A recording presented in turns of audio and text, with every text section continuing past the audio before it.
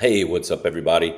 Just wrapping up my day today, and there was a moment this afternoon where I was just sitting down, had just eaten lunch, and I was thinking about a conversation that I had with a close friend of mine that we haven't spoken in many, many years, but today we got a chance to catch up and talk about the goodness of God and how God has just manifested himself in our lives over the years. And we talked a little bit about faith, and it got me to thinking, how do you get to a place? And I've been asked this question before.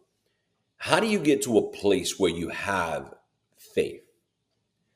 So I want to equate it. There's an illustration that I want to use and tell you that faith is like a muscle, right? And faith grows when you use it. So I want you to imagine something. I want you to imagine that you go to the gym and that you pick up a dumbbell, all right, or anything. You pick up some kind of weight, and you're expecting to get stronger without actually lifting it, right? So picture that. You go to the gym and you're expecting a certain result, lift the weight and you get stronger, but you're expecting to get stronger without lifting it. Kind of sounds ridiculous, right? But it's funny because many of us do the same thing with faith. And as we were talking, and as I was sitting, just reflecting on the conversation, faith isn't just about believing when things are easy, it's trusting God when nothing makes sense. There's so many instances that, you guys that have watched videos that Linda and I have put out, that God has shown himself in our lives, and we've had to trust God when it just did not make sense. And that's one of the things that I want to talk about today. So it's choosing to keep walking even when you can't see the step in front of you. That's faith, right? Because if it was a fact, it wouldn't be faith. But before you can get to the actual tangible piece, you have to believe and you have to take those steps without seeing it. So Hebrews 11:1 tells us that faith is the substance of things hoped for, the evidence of things not seen. Faith means trusting before the results come. You've got to believe even before you see it. Does that make sense?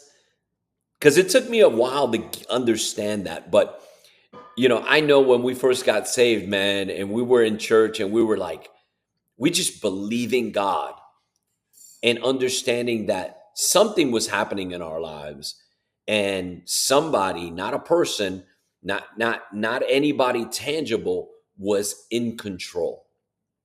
So I want you to look up Proverbs chapter 3 verse 5, and it tells us to trust in the Lord and lean not on our own understanding. And clearly, our understanding as humans is that we want to fix it, we want to be in control. But the Lord is telling us to not lean on our own understanding. I don't know what you're going through today. You think you can fix it, but you can't. You don't have the full roadmap. Think about many of our fathers, the father of faith, Abraham. He didn't have a full roadmap. He just followed God one step at a time, right? Sometimes faith is about saying, God, I don't see it yet, but I trust you. So you've got to focus on God and not the storm. I talked a little bit about this in my last video, where the Lord spoke to me and told me, don't look down. And I was stressing out about a situation. And those of you guys that I've talked to afterwards know exactly what that situation was and how it's turned around. And I'm experiencing exactly what God had in mind when he told me, don't look down. So in that first video, I talked about Peter walking on the water, and he was fine until he focused on the waves instead of Jesus. When he was focused on Jesus, when he was focused on God, He was walking on the water, man. He was doing the miraculous. Things were happening. But all of a sudden, his focus went away. So the moment that we focus on uncertainty, fear takes over. So I want you to keep your eyes on the promise and not on the problem. I know it's hard. You might be looking at me right now going, yeah, it sounds really, really good. But let me tell you something. The only way that you can build that faith muscle is by exercising your faith. Philippians chapter 4, verse 6 says that when we trust God, his peace will guard our hearts. Let me tell you something. There's no way that if you put your trust in God, that he will let you down. His peace will guard your heart, and it will, more importantly, guard your mind.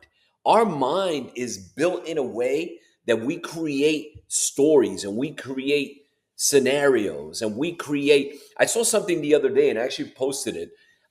When you worry, you're worshiping the problem. I want you to let that sink in.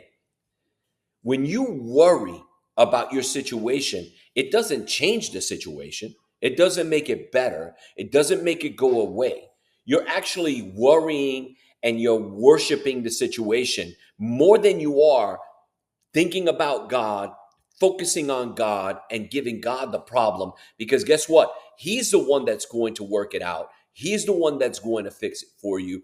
And more importantly, is he's going to give you faith. He's going to give you peace that surpasses that understanding. So I want you to think about this as we close this video. Faith is your spiritual workout, and the more you use it, the stronger it gets. I want you to think about this today. I don't want you to let uncertainty paralyze you. I want you to put faith at the forefront of everything you do. I want you to keep trusting and keep moving forward and keep believing, because even when you don't see the outcome, even when you don't see the way, remember, we serve the waymaker, and God is making a way for you. He's done it for me. And guess what? He's not a respecter of persons. So if he's done it for me, he will absolutely do it for you. I want to thank you for watching this video. And if it blessed you, leave a comment, share it with somebody that needs encouragement. And if you're struggling with your faith, drop a comment, send me an inbox. I'd love to pray for you. God bless you guys. Have a great day.